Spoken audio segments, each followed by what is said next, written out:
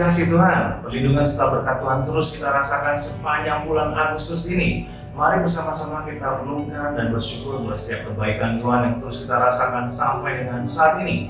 Sebelum kita mulai ibadah online pada pagi hari ini, mari bersama-sama kita menyaksikan dan mendengarkan pengumuman GMCC untuk sepekan ke depan. Untuk ibadah raya hari Minggu, karena satu dan suatu hal tetap kita tayangkan secara online. Namun untuk ibadah anak muda, TAC, ibadah anak, Little Things, kita akan tayangkan di channel YouTube berikut ini pada pukul 11 siang ini. Untuk menara doa, tetap kita adakan secara online di setiap hari Senin sampai dengan Sabtu pada pukul 6 sampai dengan 7 malam, live melalui Zoom.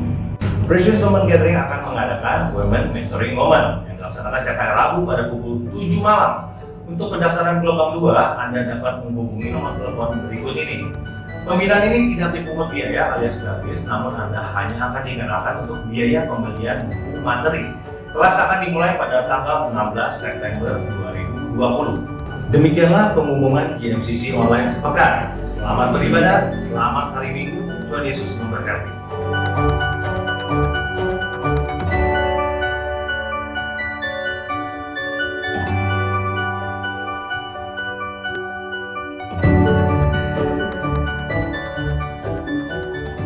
Mari yang yakin bahwa Tuhan yang kita sembah adalah Allah yang setia. Mari berikan kemuliaan bagi Tuhan.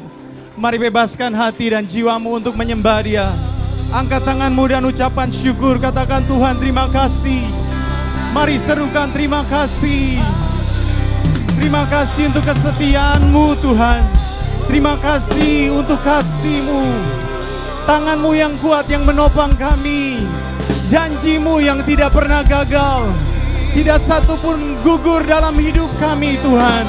Sebab itu kami tidak mau membiarkan apapun mengekang kami untuk memuji dan menyembah Kau siang hari ini. Sebab kami tahu sukacita-Mu adalah kekuatan kami. Hadirlah Roh Kudus, lingkupi kami dengan kuasa yang kudus, dengan kasih yang baru. Kami yang lemah, kami yang letih, lesu, berbeban berat, kami menerima kekuatan yang baru siang ini. Sebab di dalam nama Yesus ada kelepasan. Sebab di dalam nama Yesus segala sakit disembuhkan, segala ikatan dilepaskan. Sebab di dalam nama Yesus setiap belenggu dipatahkan di dalam nama Yesus. Sorakan haleluya.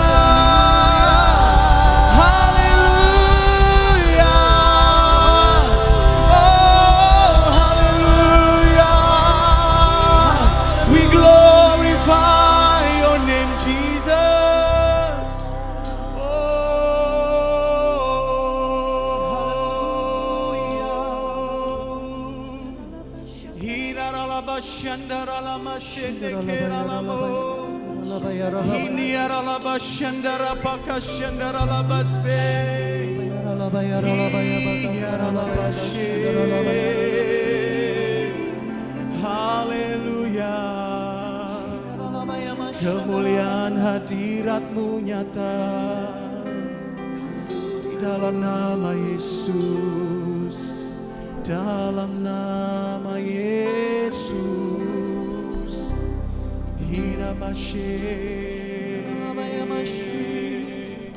Bersama-Mu Tuhan kami akan melewati setiap musim. Bersama dengan-Mu ya Roh Kudus, kami akan cakap menanggung segala perkara. Bersama dengan-Mu segala yang tidak mungkin menjadi mungkin Tuhan. Di dalam nama Yesus.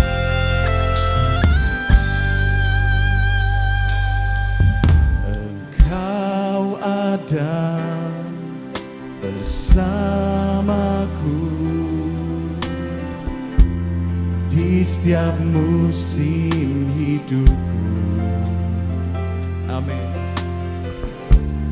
Tak pernah Kau biarkan ku sendiri. Mari silakan duduk kembali lagi Bapak Ibu Saudara. Kekuatan di jiwaku adalah bersamamu.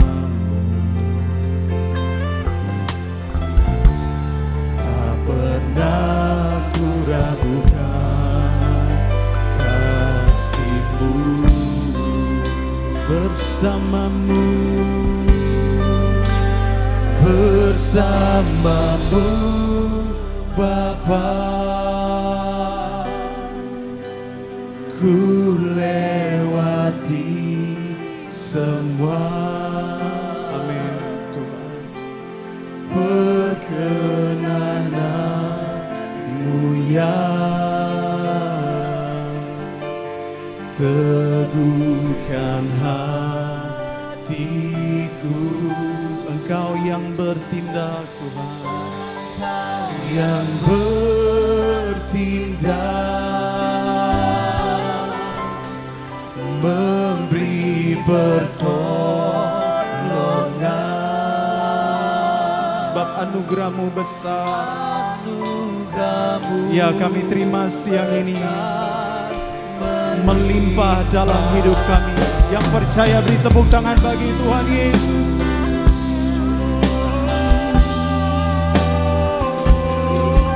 Bersamamu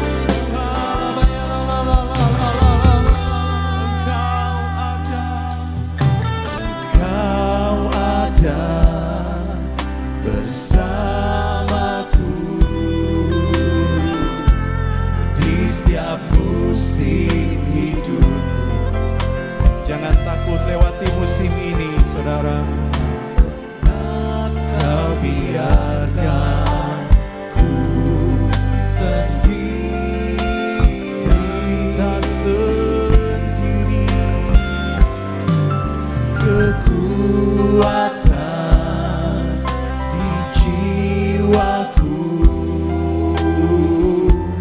adalah bersamamu. Takkan pernah kau ragukan kasih-Mu.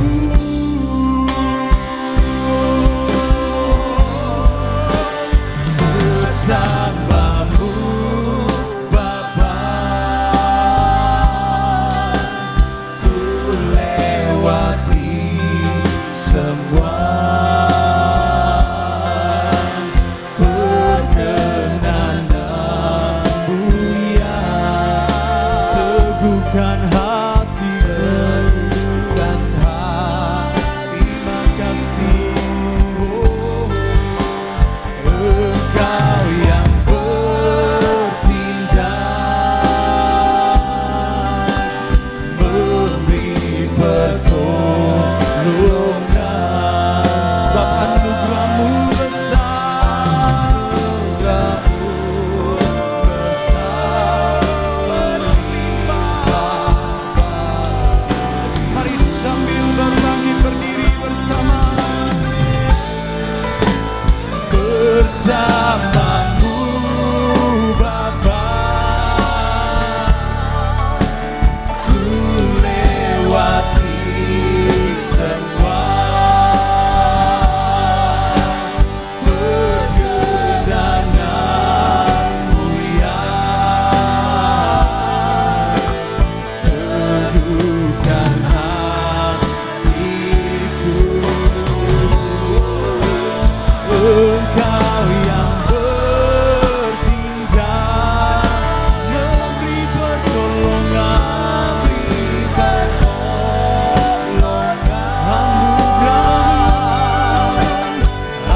anugerah-Mu besar melimpah. Angkat tanganmu, sembah Dia, sembah Dia. Bersamamu, bersamamu Bapa, ku lewati semua perkenanan-Mu ya. Terima kasih Tuhan, sebab hadirat-Mu menyertai kami.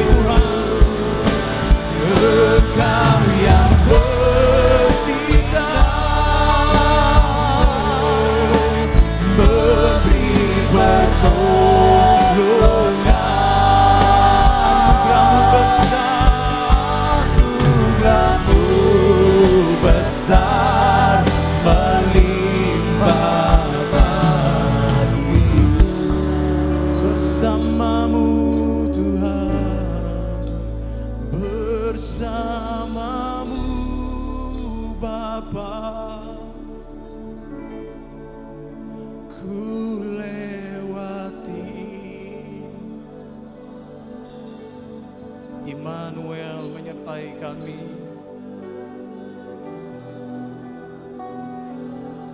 Jikalau bukan karena Tuhan yang menyertai kami tidak mungkin ada sampai hari ini sebagaimana kami ada ya Tuhan. Terima kasih Tuhan Yesus.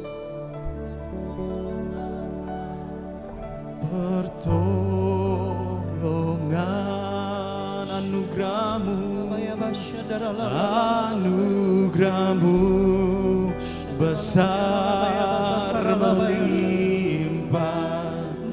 Mari mulai angkat suaramu, sembah Dia.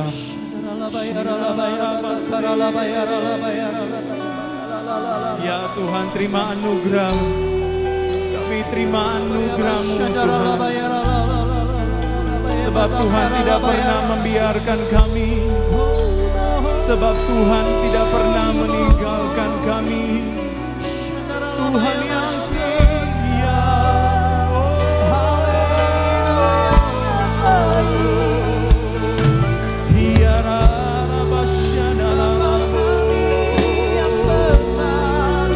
Kami naikkan sembah dan pujian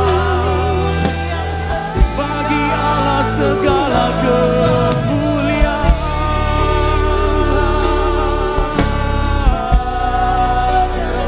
Bagi Tuhan yang telah memimpin kami, bagi Tuhan yang telah memberkati kami.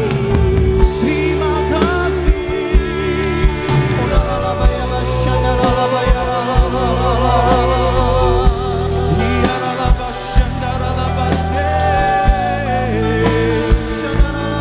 Kami bangga memiliki Allah seperti-Mu.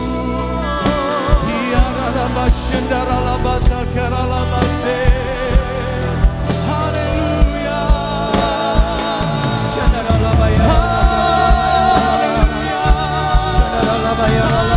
Haleluya. Segenap hati dan jiwa kami menyanyikan haleluya. Pujilah nama-Mu, pujilah Allahku kembali.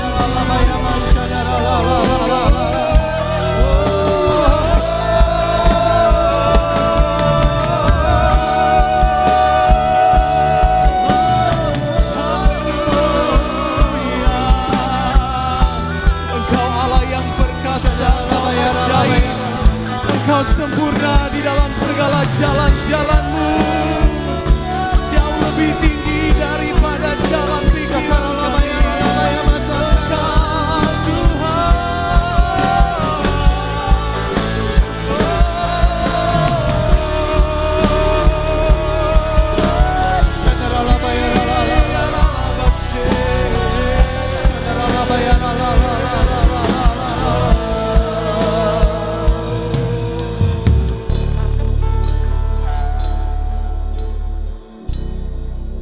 Haleluya. Terima kasih Tuhan Yesus. Kami terima kasih yang baru siang ini. Terima kasih. Terima kasih Tuhan.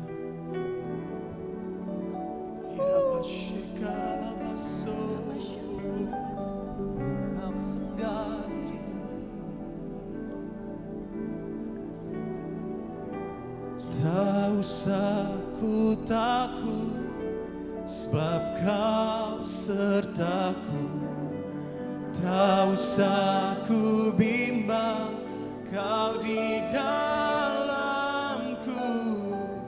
Tak usah ku cemas, Kau penghiburku. Saat ku lemah, Kau kuatku. Tak usah ku takut, tak usah ku takut. Amin. Sebab Kau sertaku. Tak usah ku bimbang, Kau di dalam. Mari segenap hati dan jiwamu katakan. Tak usah ku cemas, Kau penghiburku. Saat ku lemah. Sekali lagi, sekali lagi.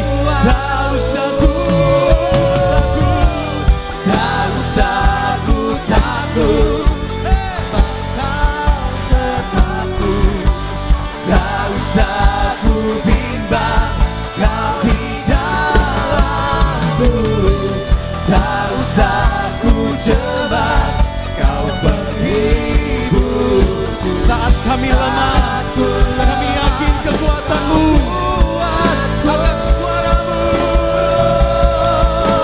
Ku nyanyi haleluya,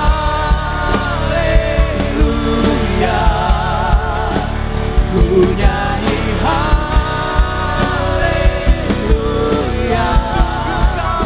Sungguh Kau hebat, ajaib perkasa perbuatan-Mu.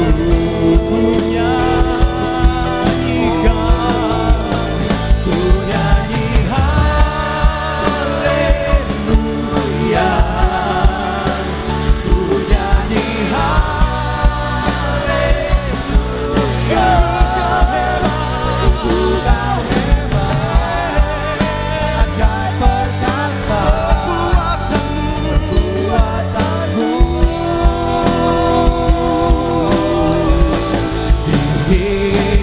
Mari sekali lagi berikan tepuk tangan bagi Tuhan kita sambil katakan haleluya. Ku nyanyi haleluya, ku nyanyi haleluya. Sungguh Kau hebat, ajaib perkasa perbuatan-Mu. Kami hadir di sini untuk menyatakan, ku nyanyi haleluya, ku nyanyi haleluya. Sungguh Kau hebat, ajaib perkasa perbuatan-Mu.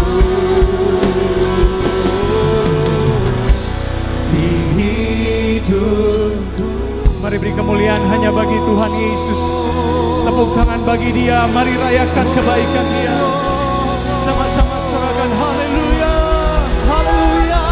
Segala kemuliaan hanya bagi-Mu Tuhan.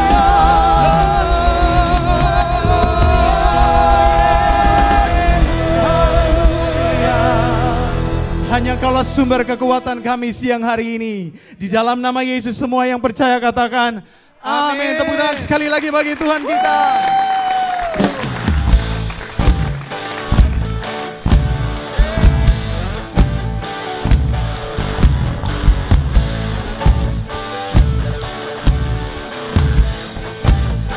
Hanya Kau Tuhan.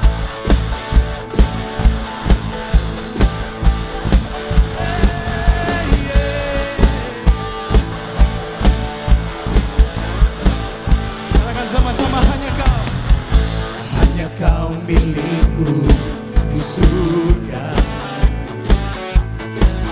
Tiada yang ku ingin di bumi, hanya Kau. Tak ku andalkan kekuatanku, namun yang pasti Kau tetap selamanya. Allah sumber kuatku, Allah sumber kuatku, Allah sumber kuatku dan bagianku. Allah sumber, Allah sumber kuatku, Allah sumber kuatku, Allah sumber kuatku dan bagianku selamanya, selamanya.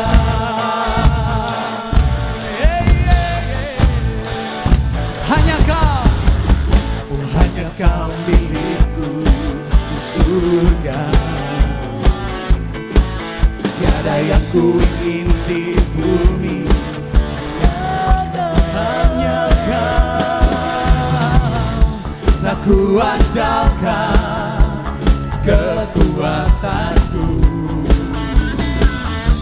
namun yang pasti Kau tetap selamanya.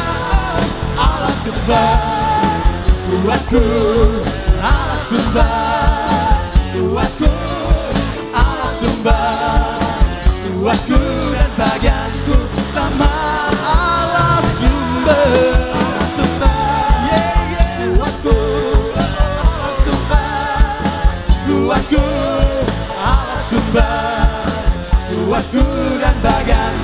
selamanya,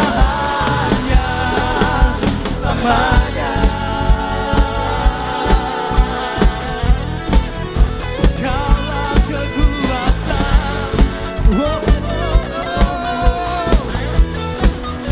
kami di sini memuji-Mu, oh Yesus.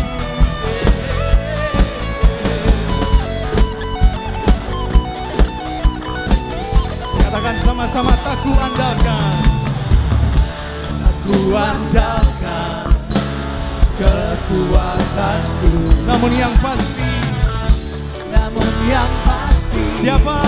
kan tetap lamanya. Allah sumber kuatku, Allah sumber kuatku, Allah sumber kuatku dan bagianku selama. Allah sumber, Allah sumber kuatku, Allah sumber kuatku, Allah sumber kuatku dan bagianku selama. Yesus. Oh Yesus sumber kuatku, Yesus sumber kuatku, Yesus sumber kuatku dan bagianku selamanya, selamanya, selamanya, oh, oh, selamanya.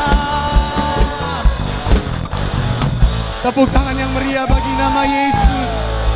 Yang percaya ada kuasa di dalam nama Yesus, berikan sorak-sorai sekali lagi bagi Dia. Kami percaya ada kuasa dalam nama-Mu Tuhan. Hey, tepuk tangan yuk.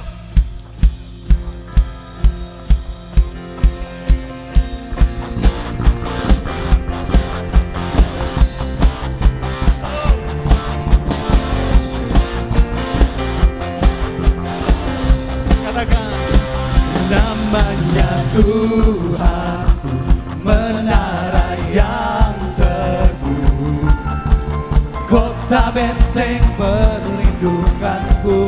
Allah yang perkasa, Allah yang perkasa, Dia Bapa yang kekal, gunung batu keselamatanku. Engkau yang termulia di bumi di surga, termasyur perkasa selamanya. Engkau yang berkuasa di dalam segala, ada kuasa dalam nama Yesus.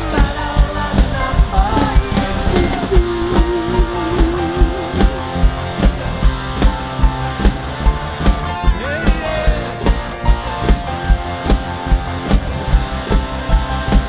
namanya Tuhan, menara yang teguh, Kota bentengku, kota benteng perlindunganku. Allah yang perkasa, Dia Bapa yang kekal, gunung batu keselamatanku. Engkau yang termulia di bumi di surga, termasyur perkasa selamanya. Engkau yang berkuasa di dalam segala, ada kuasa dalam nama Yesusku. katakan nama. Nama di atas segala nama, nama yang telah membebaskanku. Amin.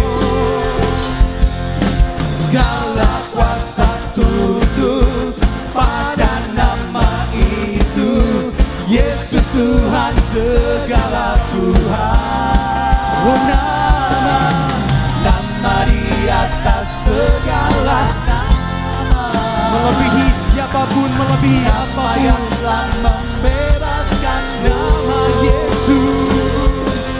Segala kuasa tunduk pada nama itu, Yesus Raja segala raja.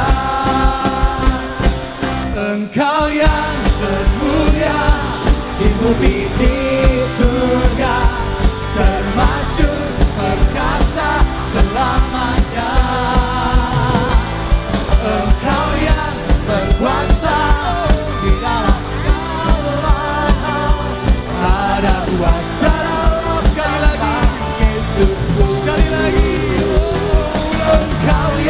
termulia di bumi di surga, termasyhur perkasa selamanya.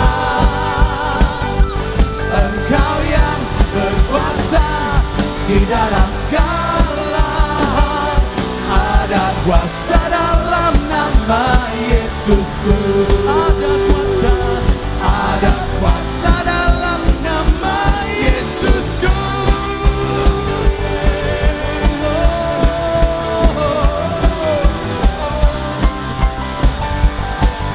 Haleluya. Kemuliaan hanya bagi Tuhan. Haleluya. Haleluya. Haleluya. Semua yang bersuka cita katakan amin, amin, amin. Silakan duduk kembali lagi saudara. Selamat hari Minggu. Saya percaya kasih setia Tuhan selalu baru setiap pagi. Voice of Pentecost kali ini akan membahas mengenai dinamika kesembuhan ilahi. Apakah kamu pernah mengalami sakit dan disembuhkan Tuhan melalui mujizat? Atau malah pernah lihat orang yang sakit dan didoakan tapi nggak sembuh-sembuh? Jadi sebenarnya kesembuhan ilahi itu beneran ada atau enggak sih? Dan apakah pelayanan kesembuhan ilahi masih sesuai dengan kemajuan zaman now? Dalam Alkitab ada ratusan ayat janji Tuhan bagi kesembuhan umatnya. Banyak peristiwa dicatat orang-orang mengalami kesembuhan secara mujizat.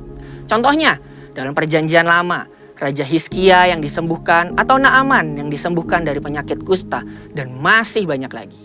Perjanjian Baru juga mencatat ada begitu banyak peristiwa mujizat kesembuhan ilahi, baik melalui pelayanan Tuhan Yesus maupun melalui pelayanan para rasul.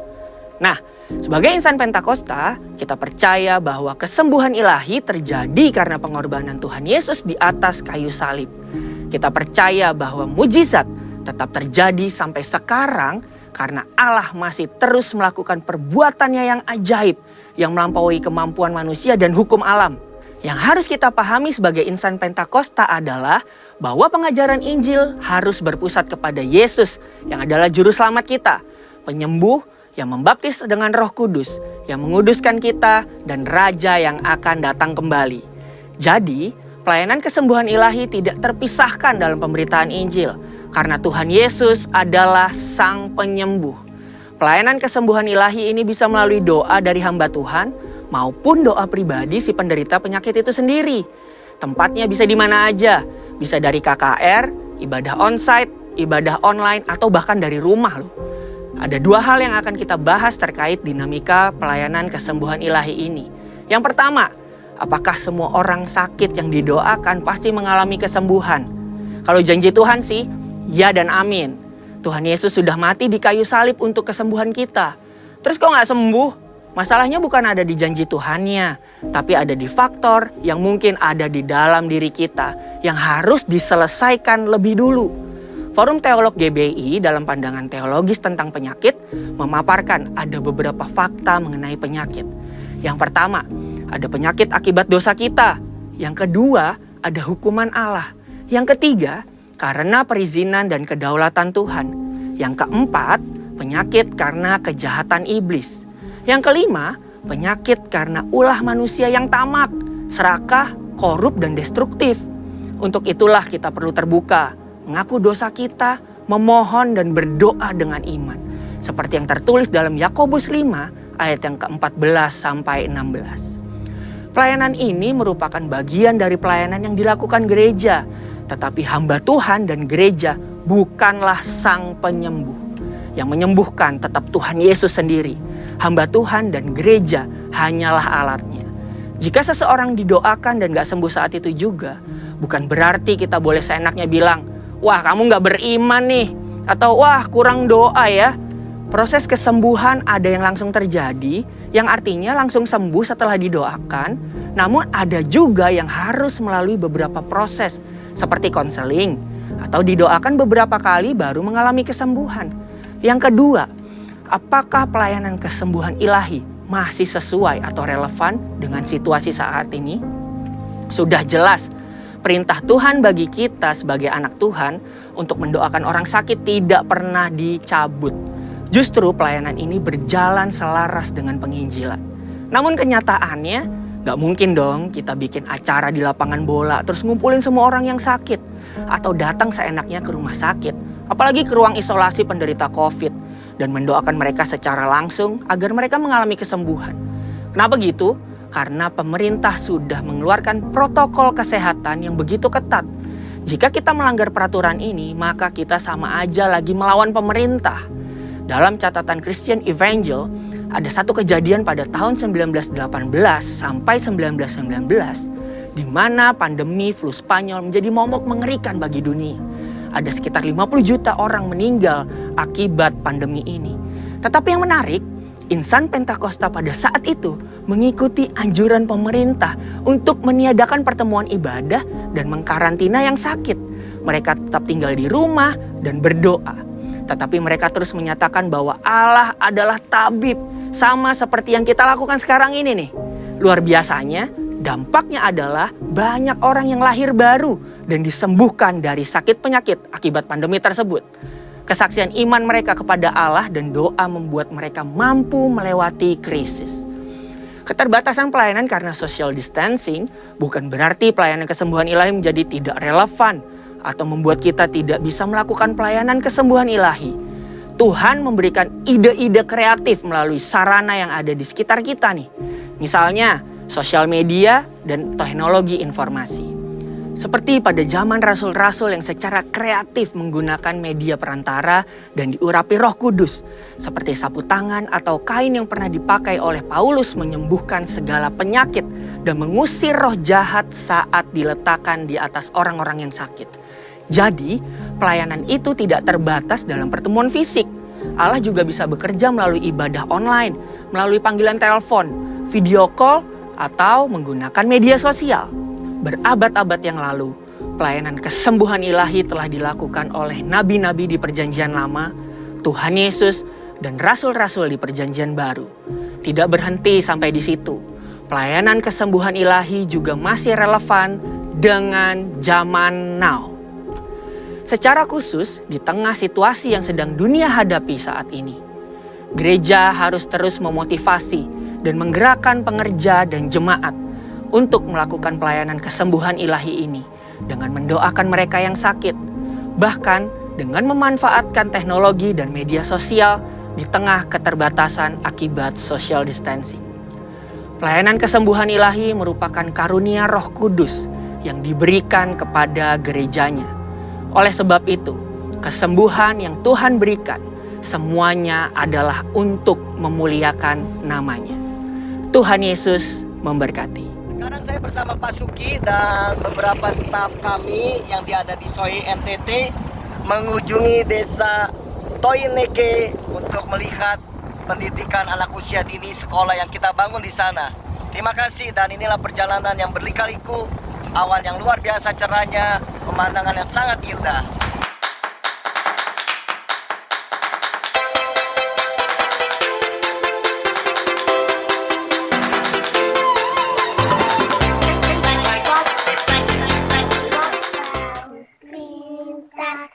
Duduk diam-diam, kalau ibu aja jangan main-main.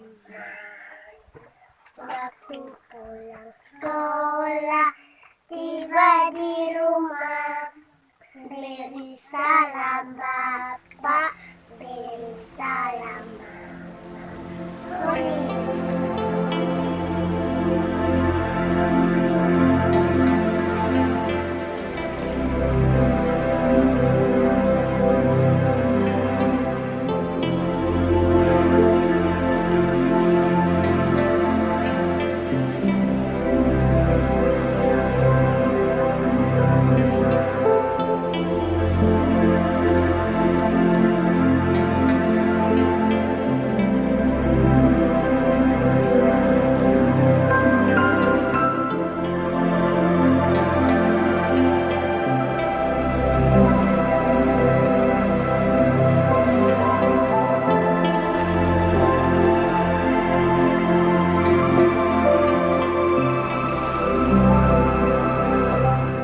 Shalom semuanya, saya percaya semua kita ada anak kasih anugerah Tuhan. Kita berdoa dulu ya. Terima kasih Tuhan Yesus yang baik. Terima kasih Allah kami. Terima kasih Roh Kudus. Pada saat ini kami siap mendengarkan kebenaran. Urapi setiap kami Tuhan. Hanya Engkau yang kami andalkan. Hanya Engkau yang kami undang. Supaya kami betul-betul boleh menjadi tanah yang subur. Yang bertumbuh 30, 60, 100 kali lipat pada saat mendengarkan firman Tuhan. Dan memang kami mengucap syukur. Haleluya. Amin. Oke, shalom semuanya. Kita akan masuk dalam Yohanes 3:16 ya. Ini ayat yang sangat terkenal dan saya percaya semua kita pernah mendengar ayat ini ya. Dikatakan begini, karena begitu besar kasih Allah akan dunia ini, sehingga ia telah mengaruniakan anaknya yang tunggal, supaya setiap orang yang percaya kepadanya tidak binasa, melainkan beroleh hidup yang kekal ya. Ini jelas dikatakan bahwa Tuhan datang ke dunia ini. Tujuannya hanya satu, karena ia mengasihi kita, supaya tidak satu pun kita binasa, tapi beroleh hidup yang kekal. Ini yang pertama. Yang kedua kita buka Yohanes 14 ayat 2 dan 3. Waktu Tuhan datang ke dunia, dia mati dan dia disalibkan dan dia bangkit, betul? Nah, perhatikan Yohanes 14 ayat 2 dan 3.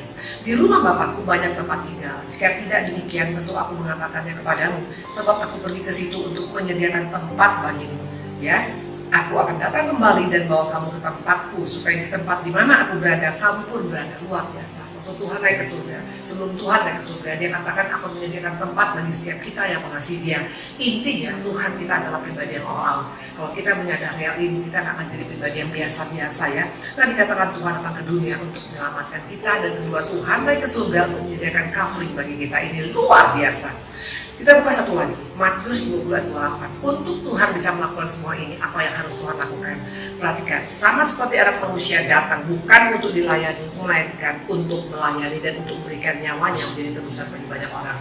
Visi Tuhan ke dunia ini jelas ya, bukan visi ecek-ecek, bukan sekedar iseng-iseng berhadiah, tapi karena Tuhan mengasihi kita dan Tuhan menyiapkan tempat bagi kita, dan untuk dia bisa melakukan itu, dia datang untuk melayani dan menyerahkan nyawanya. Luar biasa. Pertanyaan sekarang, bagaimana dengan kita? Ya, Tuhan sudah buktikan dia so serius, dan bukan hanya sekedar Tuhan punya wacana, tapi Tuhan menghidupi semua visi itu dan menyelesaikannya sampai tuntas. Maka Tuhan katakan dalam Yohanes 19 ayat 30, sudah selesai. Nah, ini berbicara tentang satu pribadi, satu teladan yang luar biasa. Sebagai kita pengikut Yesus, jangan sampai hanya sekedar kita berkata, saya orang Kristen, saya pengikut Yesus, tapi sama sekali DNA Tuhan Yesus tidak dalam hidup kita. Apakah kita juga memiliki totalitas seperti Tuhan? Tuhan punya visi, Tuhan hidupi visi, dan Tuhan menyelesaikan visi. Makanya akibatnya, perhatikan dampaknya, efeknya, bonus daripada Bapa di surga. Kita buka Filipi 2 ayat 5 sampai dengan 9. Saya baca ayat 9 sampai dengan 11. Itulah sebabnya Allah sangat meninggikan dia ya. Ayat 9 sampai dengan 11. Itulah sebabnya Allah sangat meninggikan dia dan mengaruniakan kepadanya nama di atas segala nama, supaya dalam nama Yesus bertepuk lutut segala yang ada di langit dan ada di bumi dan yang ada di bawah bumi, dan segala lidah mengaku Yesus Kristus adalah Tuhan, bagi kemuliaan Allah Bapa. Wow, luar biasa. Tuhan Yesus adalah pribadi yang patut menjadi teladan kita. Dialah role model bagi setiap kita. Dia punya visi ke dunia ini, dan dia mati untuk visi itu, dan dia bangkit ke surga, dan dia juga naik ke surga, dan dia juga memberikan pesan kepada setiap kita bahwa dia akan datang kembali untuk membawa kita ke tempat di mana dia berada, dan Tuhan melakukannya sempurna. Makanya tidak heran dampak daripadanya adalah apa? Tuhan katakan segala lutut, segala lidah akan mengaku bahwa dia adalah Yesus, dia adalah Allah. Kemuliaan bagi Bapa di surga. Ini adalah sikap daripada pribadi yang luar biasa. Tuhan menyelesaikan sampai tuntas. Tuhan well done untuk segala sesuatunya. Pertanyaan sekarang, bagaimana dengan kita? Apakah kita memiliki visi dalam hidup ini? Perhatikan, COVID yang sekarang terjadi, pandemi yang sekarang terjadi, keadaan yang sekarang terjadi, ini bukan secara kebetulan. Ini semua memang sudah dibuatkan ribuan tahun yang lalu bahwa akan terjadi masa-masa yang sukar. Nah, waktu engkau dan saya tidak punya visi, jangan anggap enteng. Ini adalah krisis yang lebih berbahaya daripada krisis pandemi sekalipun. Perhatikan efek orang yang tidak punya visi. Kita buka Amsal 29 ayat 18a. Ya. Amsal 29 ayat 18a. Bila tidak ada wahyu, menjadi liarlah rakyat. Wahyu itu bicara tentang visi. Kalau tidak ada visi pada kehidupan kita, kalau gereja tidak punya visi, maka dikatakan akan menjadi liar. Liar ini berbicara tidak menentu hidupnya. Makanya tidak heran kita gampang menyerah, kita gampang menjual Tuhan, kita gampang mengutuki Tuhan, bahkan kita gampang untuk meninggalkan Tuhan dengan seenak perut kita saja. Why? Karena kita tidak punya visi yang jelas. Ya, dan dikatakan di sini, waktu kita tidak punya visi yang jelas, perhatikan, ini sudah dibuatkan Tuhan ribuan tahun yang lalu. Matius 19 ayat 30, 3 kali Tuhan Yesus berkata tentang hal yang sama. dalam Matius 19 ayat 30, dalam Markus 10 ayat 31, dalam Lukas 13 ayat 30. Dikatakan tetapi banyak, bukan satu, tapi banyak orang yang terdahulu ya, yang dulu sungguh-sungguh cari Tuhan, yang dulu sungguh-sungguh melayani, yang dulu betul-betul full time, bahkan full hearted, tapi dikatakan akan menjadi yang terakhir, dan yang terakhir akan menjadi yang terdahulu. Ini tidak main-main, akan terjadi eksodus, akan terjadi perubahan besar-besaran di akhir zaman nanti. Kenapa? Waktu kita tidak punya visi, ini bicara tentang krisis yang lebih berbahaya dari krisis pandemi sekalipun. Makanya ini kita harus ambil keputusan hari ini. Without vision, tanpa visi kita tidak akan bisa bertahan. Makanya tidak heran kita bisa melihat, loh kok bisa orang itu dulu sangat mengasihi Tuhan, dia melayani Tuhan full time, dia melayani Tuhan full hearted, dia sangat mengasihi Tuhan. Kok bisa sekarang dia meninggalkan Tuhan? Kok bisa dia sekarang melukai hati Tuhan? Kok bisa sekarang dia memaki-maki Tuhan? Ini kenapa bisa terjadi? Karena dia tidak punya visi. Makanya krisis, sekali lagi krisis ya. Kita dengar di mana-mana sekarang orang mengalami krisis ekonomi, krisis keamanan, krisis sekarang ini dan itu betul dan itu tidak ada yang salah. Tapi yang paling berbahaya sumbernya adalah krisis apa? Waktu kita tidak punya visi dalam hidup ini, akan cepat atau lambat kita akan menjadi pribadi yang hancur-hancuran dan akan mengalami hal yang tidak baik. Mana buktinya? Kita buka sekarang di sini satu lagi, Ulangan 25 ayat 17 sampai dengan 18. Waktu kita tidak punya visi, waktu kita pindah ke barisan belakang, apa yang terjadi? Ingatlah apa yang dilakukan orang Amalek padamu pada waktu perjalananmu keluar dari Mesir, bahwa engkau didatangi mereka di jalan, dan semua orang yang lemah pada barisan belakang dihantam mereka. Sedang engkau letih dan lesu, mereka tidak takut akan Allah. Nanti akan jadi bulan-bulanan si jahat. Amalek bicara tentang perbuatan si jahat, perbuatan daripada iblis, perbuatan daripada si penghujat ya. Dikatakan nanti akan dihajar, akan dihantam orang-orang di posisi belakang. Kenapa bisa di posisi belakang? Pada awalnya depan, karena waktu dia tidak punya visi, dia menyerah dari kehidupan yang semakin sukar ini. Akhirnya dia tinggalkan Tuhan, akhirnya dia meninggalkan Tuhan dan meninggalkan Tuhan. Dan ini sudah dinubuatkan. Bagaimana dengan kita? Nanti kita akan lihat. Kita lihat ada dua kisah perjalanan hidup daripada dua pribadi ya. Dua-dua ini sama-sama orang Ibrani, dua-dua ini sama-sama orang Kristen seperti kita, dua-dua ini sama-sama hamba Tuhan, bahkan dua ini sama-sama mungkin orang yang punya posisi yang hebat di gereja, bahkan juga mungkin orang yang berhasil menurut dunia. Tapi perhatikan, sama-sama punya masalah. Yes, hidup ini gak ada yang gak punya masalah, hanya orang mati yang gak punya masalah. Setiap kita selama kita masih hidup pasti ada masalah. Mungkin bukan masalah ekonomi, tapi mungkin masalah kesehatan. Mungkin bukan masalah kesehatan, tapi mungkin masalah rumah tangga. Mungkin bukan masalah rumah tangga, tapi mungkin masalah pasangan kita. Intinya semua orang punya masalah. Tapi perhatikan, akhir daripada cerita ini total berbeda. Yang satu walaupun punya masalah, dia bisa bertahan, dan bukan hanya bertahan, dia bisa menjadi dampak di tengah masalahnya yang luar biasa. Sementara yang satu lagi, di tengah masalahnya dia mengalami kolaps dan akhirnya kehilangan segala-galanya. Siapa mereka? Kita tahu ada dua pribadi. Dua pribadi ini melambangkan kita. Golongan yang mana kita? Yang pertama adalah istri daripada Abraham dan istri daripada Musa. Kita tahu cerita tentang Musa, betul? Musa adalah pribadi yang harusnya mati. Bagaimana Firaun berkata, bunuh semua anak-anak orang Ibrani yang berumur 2 tahun usianya, betul? Dan harus dibuang ke sungai Nil. Waktu itu ada seorang mama daripada Musa yang bernama Yochebed, betul? Nah, Yochebed punya masalah. Yes, dia orang Kristen, dia orang Ibrani. Mungkin juga dia termasuk seperti kita pada saat ini. Punya masalah. Masalahnya bukan masalah kecil, besar sekali. Karena dikatakan anaknya yang baru lahir waktu itu Musa, itu harus dibuang ke sungai Nil. Karena pasti ketahuan sama Firaun, pasti akan dibunuh ya. Ini bicara tentang masalah yang sangat besar. Tapi akhir ceritanya kita tahu Musa bukan hanya hidup, tapi dia dipakai secara luar biasa. 2 juta jemaatnya, bahkan dia melayani 40 tahun di padang gurun. Ini satu terobosan yang luar biasa. Awalnya punya masalah, yes. Dari orang-orang yang takut akan Tuhan, yes. Artinya apa? Setiap kita tidak ada yang bebas dari masalah. Covid ini melanda semua orang. Baik dia orang baik, orang tidak baik. Baik orang yang melayani, baik yang tidak melayani. Semua kita bisa mengalami hal yang sama. Tapi respon kita menghadapi masalah tergantung punya visi apa tidak kita. Kalau seorang punya visi, kita akan bisa bertahan. Apa bukti Yochebed punya visi? Dia punya visi, anaknya pasti akan selamat. Dia punya visi, anaknya akan dipakai Tuhan luar biasa. Ini yang membuat dia akhirnya bisa menang atas visinya itu. Satu lagi adalah siapa? Seorang yang bernama istri Lot. Kita tahu juga dia adalah orang Ibrani. Dia juga punya masalah. Yes, dia harus meninggalkan harta bendanya, harus meninggalkan Sodom, dan harus keluar dari Sodom karena waktu itu akan dihanguskan oleh Tuhan. Betul? Sama-sama punya masalah. Bahkan kalau mau jujur, masalah antara istri Lot dengan istri daripada daripada mama daripada Musa. Itu kalau kita mau jujur lebih berat daripada mama Musa. Tapi perhatikan ending daripada istri Lot bagaimana menjadi tiang garam. Ini sebagai peringatan bagi setiap kita. Awalnya kita boleh sama-sama sebagai orang yang takut akan Tuhan. Awalnya kita sama-sama pelayanan, tapi waktu kita tidak punya visi, ini yang membuat ending produk kita akan menjadi gagal. Lot hanya menjadi nama saja, yaitu menjadi tiang garam. Bukan nama yang baik, tapi nama yang sangat-sangat mempermalukan Tuhan. Kenapa? Seorang yang takut akan Tuhan, keluarga daripada Abraham bisa menjadi tiang garam. Kenapa bisa seperti itu? Ini peringatan bagi setiap kita. Makanya hari ini jangan anggap enteng krisis yang sekarang melanda dunia ini. Betul, itu berbahaya, tapi yang paling berbahaya waktu kita tidak punya visi dalam hidup ini. Itu krisis iman, krisis rohani, krisis spiritual yang jauh lebih parah akibatnya. Nah, kita akan lihat nanti apa yang menyebabkan makanya mereka berbeda. Ada 5 yang membuat mereka berbeda ya. Kita bandingkan nanti satu persatu ya. Kita lihat sekarang yang pertama ya, persamaan yang jelas, sama-sama orang Ibrani, kedua sama-sama punya masalah. Perbedaannya adalah respon mereka terhadap masalah. Kenapa bisa respon berbeda? Karena yang satu punya visi yang jelas, visi yang kuat dalam Tuhan, yang satu tidak punya visi. Pada firman Tuhan tadi mengatakan waktu tidak punya wahyu, liarlah rakyat. Makanya gak heran bisa pindah dari barisan depan, pindah ke barisan belakang, dan akhirnya dihantam oleh si Amalek. Mana buktinya? Perbedaan apa dari mereka? Kita akan lihat satu persatu ya. Nah, dikatakan di sini, yang pertama coba kita buka apa yang menyebabkan ya. Nah, kalau kita lihat di sini coba kita buka Kejadian 19 ayat 8 ya. Kamu tahu aku mempunyai 2 orang anak perempuan yang belum pernah dijamah laki-laki. Baiklah mereka kubawa keluar pada perbuatan pada mereka seperti yang kau pandang baik. Hanya jangan kau apa-apakan orang ini sebab mereka memang datang untuk berlindung ke rumahmu.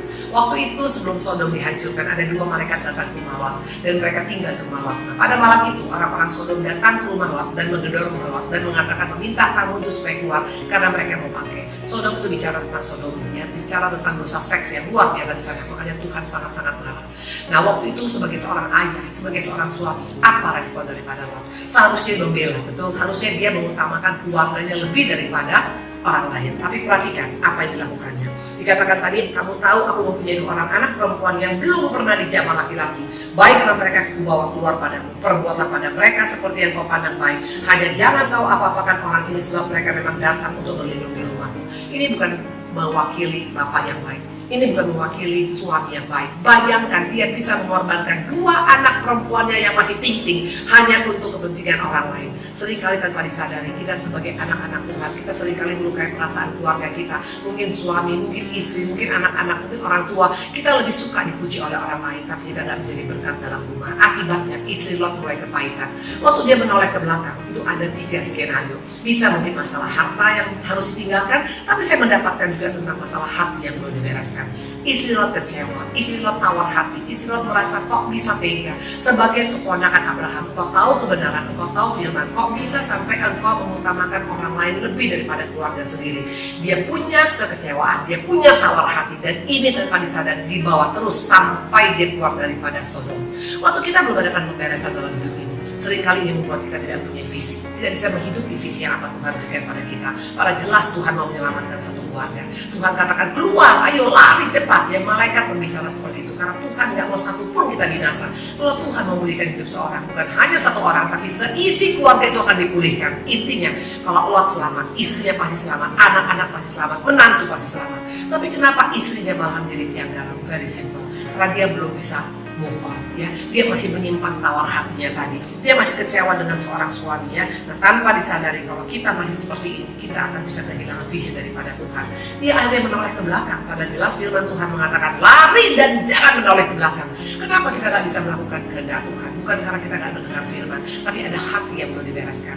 Maka jadilah hati kita menjadi tanah yang subur, yang waktu firman ditaburkan bisa 30, 60, 100 kali lipat. Kapan itu bisa kedua? Waktu kita mengadakan pemberesan. Coba kita buka di sini, dikatakan tentang apa?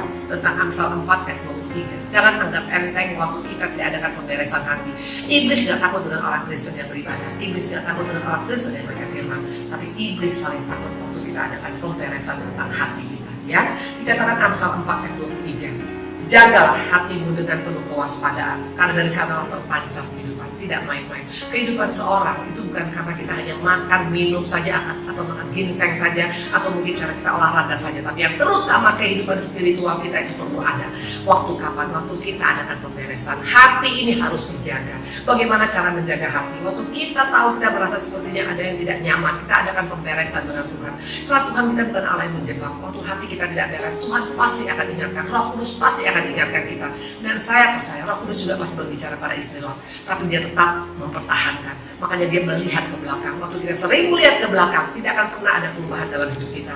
Mungkin keluarga kita pernah melakukan kesalahan, baik suami, istri, anak, orang tua, atau siapapun, bahkan mungkin gembala kita sekalipun mungkin bisa mengecewakan kita. Please, kalau kita mau punya visi yang kuat di akhir zaman ini, kita mau menang menghadapi masalah yang semakin sukar di akhir zaman ini, adakan pemberesan dengan hati kita. Karena Tuhan katakan hati itu yang Tuhan lihat. Ingat waktu bagaimana Tuhan memilih seorang Daud. Tuhan mengatakan kepada Samuel, kalian melihat yang di luar, tapi aku melihat yang di dalam. Tuhan melihat hati seorang Daud, itu yang membuat Tuhan bisa memilih Daud. Ingat kegagalan daripada seorang Saul, kenapa hatinya dengki kepada Daud seumur hidupnya. Makanya dia kehilangan semuanya. Dia kehilangan visi dengan Tuhan. Akhirnya apa? Matinya sangat menyedihkan. Semua mati, bahkan dia digantung di kota Bet Awen, ditembak Bet Awen. Kenapa gitu? Karena dia tidak membereskan masalah hati. Jangan anggap enteng. Yang pertama yang membuat kita tidak bisa menghidupi visi Tuhan, yang membuat kita tetap mengalami krisis spiritual, adalah karena hati yang belum dibereskan. That number one, ya. Nah itu yang pertama, ya. Apa saja ciri daripada hati yang cerah? Tawar hati, tinggi hati, mendua hati, melekat pada mamon lebih daripada pada Tuhan, iri hati, sakit hati, ya.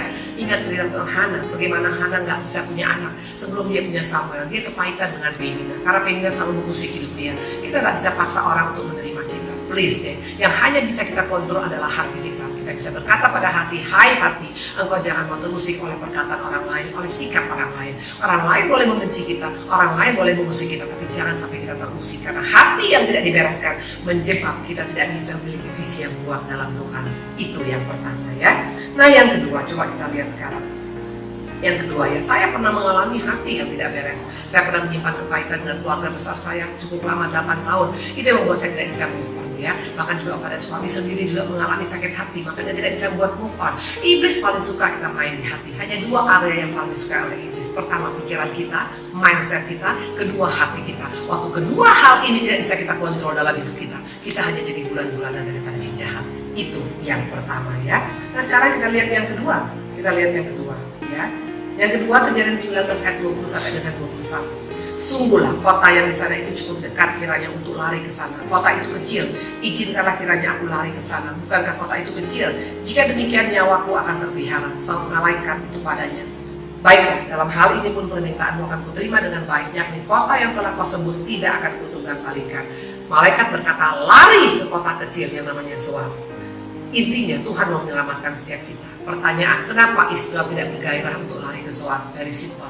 Karena dia tidak siap untuk masuk ke Zoar. Zoar itu kota kecil, sementara Sodom adalah kota besar. Seringkali kadang-kala kita mau masuk visi Tuhan, tapi karena harus melalui proses yang tidak menyenangkan. Kok seperti ini? Saya itu orang pintar, Bu Indri. Saya orang hebat. Masa pelayanannya hanya pelayanan-pelayanan yang sederhana seperti ini? Waktu kita nggak siap untuk mengalami proses, waktu kita tidak siap masuk ke Zoar, waktu kita tidak siap masuk dalam palungan, maunya kita kalau bisa lahir langsung di istana raja. Tidak seperti itu. Cara Tuhan pasti melalui proses. Karena jalan Tuhan jalan proses. Yesus saja sebagai anak Allah lahir di palungan, lahir di tempat yang sangat-sangat tidak layak menurut kita. Itu adalah anak Allah. Dia membuktikan kalau kita siap masuk rencana Tuhan, harus siap melalui proses yang Tuhan izinkan. Karena ingat, jalan Tuhan bukan jalan kita, dan cara Tuhan bukan cara kita. Nah, sering kali kita seperti Israel ini, kita tidak siap untuk mengalami proses. Saya mengalami proses cukup lama, ya. Masalah rumah tangga, 17 tahun saya mengalami proses sampai akhirnya suami saya bisa berubah.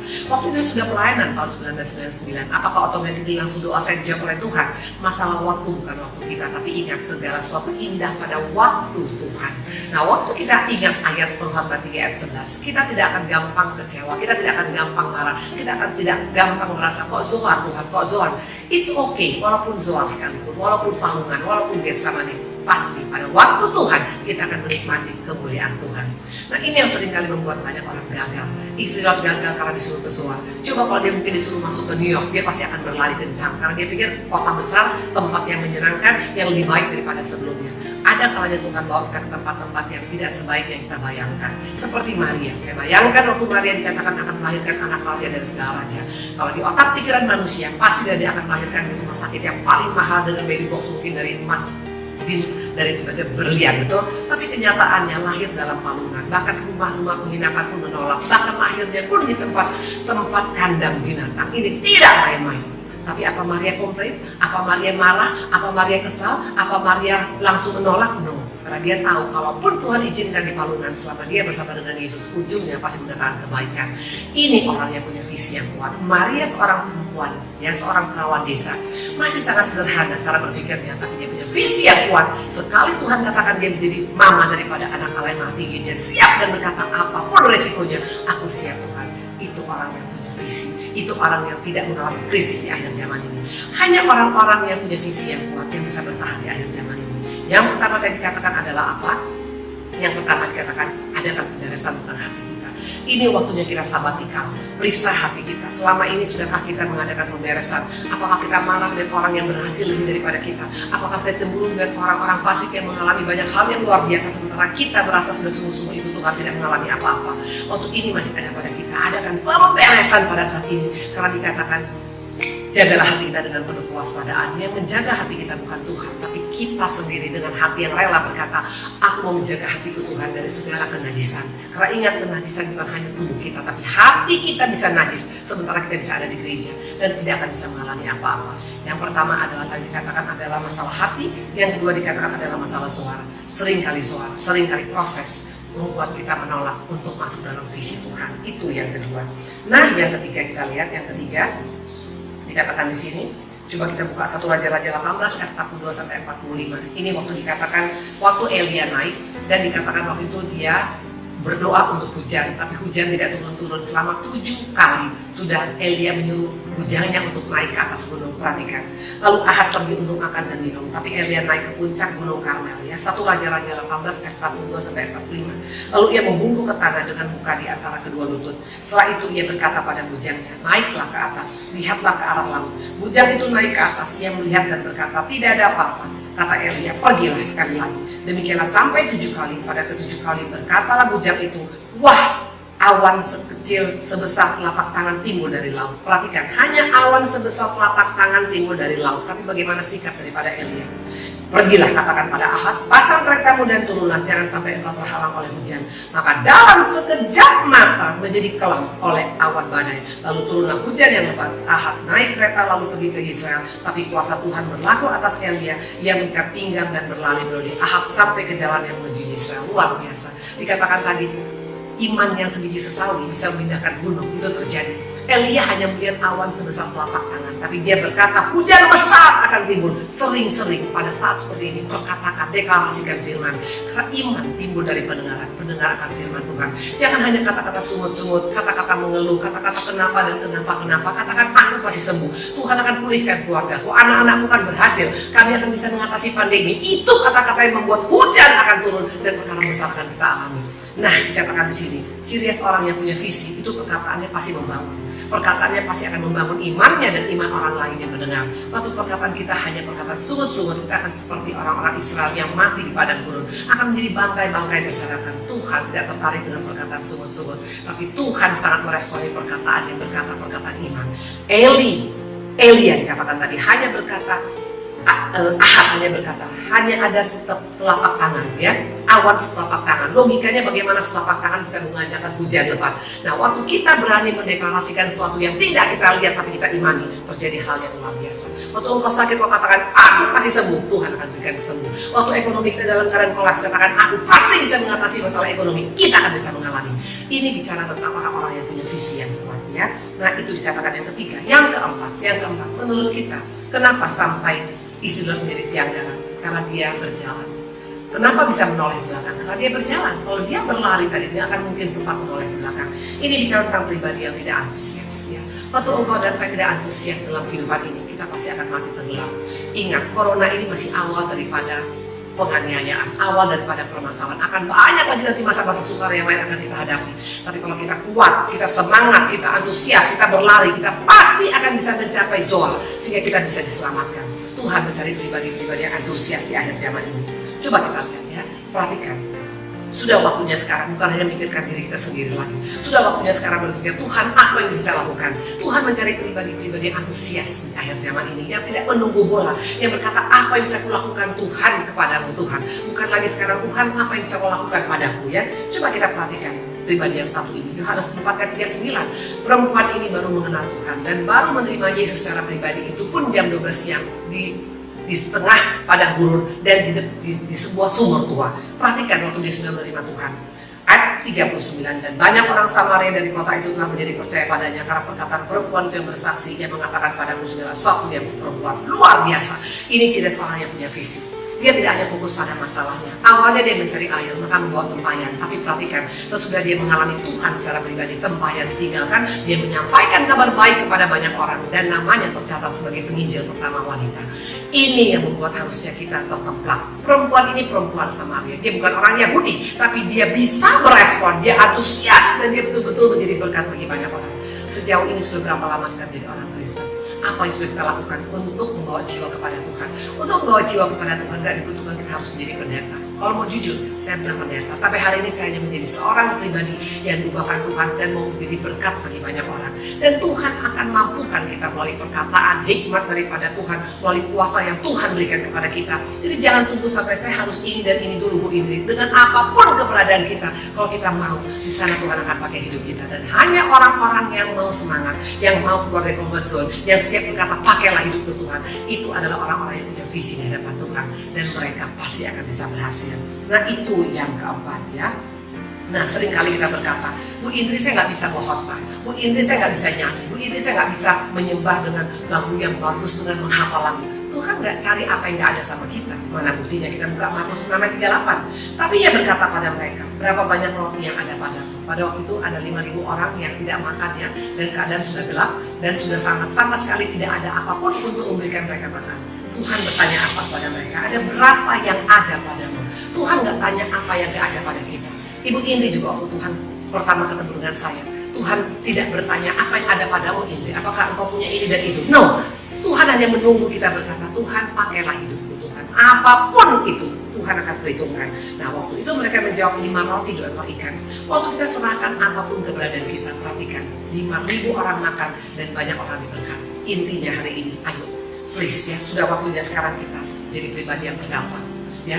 Nah dikatakan tadi ada keempat, tadi ada dikatakan antusias, semangat, jangan tunggu bola ya, jangan hanya duduk saja, jangan hanya menyesali nasib saja, jangan hanya fokus kepada masalah saja. Kalau perempuan Samaria bisa dipakai oleh Tuhan, kalau anak kecil bisa memberikan 5 roti, padahal apalah arti 5 roti dengan 5.000 orang yang memakan? Tidak ada arti sama sekali. Jangan pernah katakan aku nggak bisa apa-apa Bu Indri, saya orang bodoh Bu Indri. Dengan keberadaan kita pun Tuhan bisa pakai secara luar biasa. Perhatikan, Petrus kalau dipikir-pikir hanya nelayan biasa, tapi mereka siap untuk dipakai oleh Tuhan. Perhatikan, sekali ngomong dia 3.000 orang bisa bertobat. Tuhan tidak mencari orang yang qualified, tapi Tuhan mencari orang yang berkata, aku mau Tuhan, pakailah hidupku. Dan yang kelima, untuk kita bisa punya visi yang kuat dalam Tuhan, Wahyu 3:20. Ini tergantung daripada kita hari ini. Lihat, ini kata Yesus, aku berdiri di muka pintu dan mengetuk. Jikalau ada orang yang mendengar suaraku dan membukakan pintu, aku akan masuk mendapatkannya dan aku akan makan bersama-sama dengan dia. Ini luar biasa. Tuhan kita adalah Allah yang elegan. Tuhan tidak pernah main paksa, Tuhan tidak pernah main otoriter, Tuhan tidak pernah main hukum, Tuhan tidak pernah main ancam. No, itu bukan karakter Yesus. Tuhan kita adalah Allah yang selalu memberikan kita free will untuk kita mau memilih, mau yang kutuk atau mau yang kehidupan, mau melayani dia atau tidak, mau menerima undangan Tuhan atau tidak. Semua it depends on us. Waktu saya menerima Tuhan tahun 1999, itu betul-betul buat saya adalah anugerah terbesar. Kalau waktu saya menolak Tuhan, mungkin hari ini saya tidak ada sampai hari ini. Tapi waktu itu saya berkata, Tuhan, aku mau ikut Engkau. Aku mau Bapak, aku mau banting setir 180 derajat. Mampukan aku Roh Kudus, dengan kekuatan tidak mungkin, tapi kalau pertolongan Tuhan masih bisa. Buat Tuhan untuk mengubahkan seorang very simple. Kuncinya ada kerjasama antara kita dengan Tuhan. Waktu kita buka hati, maka Tuhan akan masuk dalam kehidupan kita. Waktu dia masuk dalam kehidupan kita, semua bisa Tuhan ubahkan. Jadi pesan Tuhan pada kita pada hari ini, ayo ambil keputusan pada hari ini. Jangan anggap enteng, jangan merasa bahwa gak ada masalah Bu ini. Atau mungkin kita berpikir visi kan hanya milik gereja. No, visi adalah milik setiap kita. Kita dipanggil oleh Tuhan. Setiap kita dipanggil untuk hidup memuliakan Tuhan. Bagaimana cara kita bisa hidup memuliakan Tuhan kalau kita punya visi yang kuat dalam Tuhan? Ingat tadi dikatakan ada dua pribadi. Siapa mereka? Mama daripada Musa, dan yang satu lagi adalah istri daripada Lot. Sama-sama orang Ibrani, sama-sama dia punya masalah, tapi yang membedakannya adalah ending produknya. Kita bisa hari ini sama-sama dari start line yang sama, tapi waktu saya tidak punya visi, saya akan tertinggal jauh, bahkan saya mungkin akan terhilang. Tapi waktu kita sama-sama punya visi yang kuat, di sana kita akan mendapatkan mahkota kehidupan yang sudah Tuhan janjikan. Ingat, virus yang kita hadapi pada saat ini, corona, pandemi, atau apapun, keadaan apapun, goncangan ekonomi, goncangan keamanan, goncangan politik, goncangan apapun, ini bukan hanya terjadi di Indonesia, tapi di seluruh dunia. Tinggal sekarang bagian kita, mau yang mana kita? Mau memilih hidup dengan visi Tuhan, karena hanya orang-orang yang punya visi di akhir zaman ini yang akan bisa mengalami krisis, ya, yang akan bisa menghadapi krisis dan akan menang menghadapi krisis. Ingat, Tuhan menjadikan kita menjadi umat yang lebih daripada yang menang. Kapan itu terjadi? Waktu kita punya visi yang kuat dalam Tuhan. Tuhan berkati. Kita berdoa. Terima kasih Tuhan Yesus yang baik. Terima kasih Allah kami. Terima kasih Roh Kudus. Pada hari yang indah ini kami boleh mendengarkan kebenaran Tuhan Yesus. Begitu baiknya Engkau Tuhan. Engkau sudah membuktikan Engkau datang ke dunia ini dengan visi yang jelas Bapa, untuk menyelamatkan kami supaya tidak satupun kami binasa. Dan bukan hanya itu, Engkau mau menyediakan bagi kami tempat di surga di mana Engkau berada. Terima kasih Tuhan. Kalau Engkau punya visi yang kuat, kami juga mau sebagai pengikut-Mu Tuhan. Biar kami Bapa boleh menguatkan, memperkuat visi kami Tuhan untuk memuliakan Engkau Bapa. Karena kami percaya akhir zaman ini akan semakin banyak tantangan. Biarlah Bapa krisis demi krisis akan bisa kami hadapin waktu kami memiliki visi yang kuat dalam Tuhan. Dan ada 5 penghalang Bapak, ada 5 penghalang yang kami tidak mau hidup di dalamnya. Pertama adalah hati yang belum dibereskan. Kami membereskan hati kami pada saat ini. Roh Kudus berikan pada kami hati yang baru, agar kami boleh memuliakan Tuhan melalui hati kami, agar kami boleh menghilangkan, menghancurkan, menjauhkan, menyingkirkan segala hati yang tidak berkenan, baik itu tentang mendua hati, baik itu dengki, baik itu iri, baik itu tawar hati, baik itu kepahitan, baik itu dendam, apapun itu Tuhan kami mau hancurkan, kami mau singkirkan. Yang kedua, agar kami juga Bapak boleh kami tidak keberatan dengan kami harus mengalami Zoar. Kami percaya Bapak Zoar itu hanya transit area. Satu saat kami akan mencapai tanah perjanjian bersama dengan Engkau. Kami tidak takut Bapak dengan proses, karena bersama dengan Tuhan segala proses bisa kami hadapi. Yang ketiga, kami juga mau Bapak, untuk kami juga Bapak, untuk kami mau semangat, kami mau antusias Bapak. Kami tidak mau setengah-setengah, kami tidak mau fokus pada masalah, kami mau keluar dari comfort zone. Kalau perempuan Samaria bisa Kau pakai Tuhan, kami juga siap untuk Kau pakai Bapak yang baik. Dan juga kami mau Bapak, untuk kami juga Bapak, untuk kami juga boleh meresponi Bapak pada saat ini Bapak. Karena kami percaya waktu kami meresponi Bapak, kami membuka hati kami, maka Engkau masuk ke dalam dan Engkau akan menguasai seluruh hidup kami. Terima kasih Bapak yang baik. Terima kasih Bapak. Kami sangat percaya Tuhan Yesus yang baik. Visi yang membuat kami boleh keluar daripada krisis apapun yang pada saat ini terjadi. Terima kasih untuk Indonesia. Terima kasih untuk kebaikan Tuhan. Dalam nama-Mu kami mengucap syukur. Haleluya. Amin. Ya, kita akan mengangkat tangan. Kita akan melihat berkat daripada Tuhan. Biarlah kasih daripada Allah Bapa, cinta daripada Tuhan Yesus, persekutuan yang manis daripada Roh Kudus menyertai kita sekarang sampai Maranatha, sampai kedatangan Tuhan Yesus yang kedua kali, yang sudah diberkati dan pasti menjadi berkat. Sama-sama kita katakan amin. Tuhan berkati.